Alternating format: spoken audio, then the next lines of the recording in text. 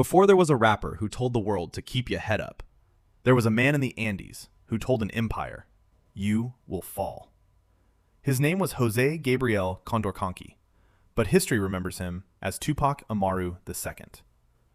Born around 1742 in the highlands of Peru, he was no ordinary man. Educated by Jesuit priests, fluent in Quechua, Spanish, and Latin, he was a hereditary chieftain, a caraca, who ran a mule trading business and sat comfortably between two worlds. But Spain was squeezing.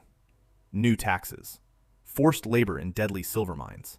Indigenous communities worked to death under the mita system, colonial bondage dressed up in bureaucracy.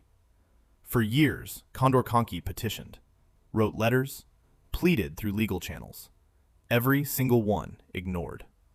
So on November 4th, 1780, he invited the local colonial governor to dinner and had him arrested, tried, and publicly executed.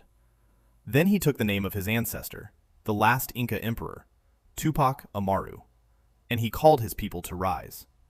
Tens of thousands answered. Quechua warriors, Aymara fighters from Bolivia, mestizos, even Afro-Peruvian slaves, after he issued one of the first emancipation proclamations in the Americas, in 1780, a full 83 years before Lincoln. His wife, Micaela Bastidas, wasn't just beside him. She commanded her own forces, managed logistics, and wrote letters demanding he press the attack on Cusco before Spain regrouped. He hesitated. That hesitation cost them everything. Betrayed, captured, dragged to Cusco's main plaza in May 1781. The Spanish forced him to watch the executions of his family. Then they tried to make an example of him. It didn't work. The rebellion raged for 2 more years after his death.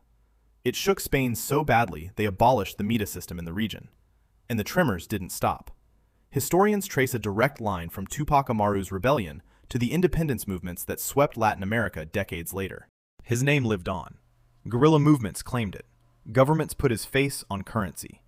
And a woman in Baltimore named her son after him, Tupac Amaru Shakur. Turns out, the spirit of rebellion has a way of echoing forward. Like, subscribe, hit the bell, because just like Tupac, the next story is going to make the empire shake. And drop a comment, who should we cover next? One life, one story, history.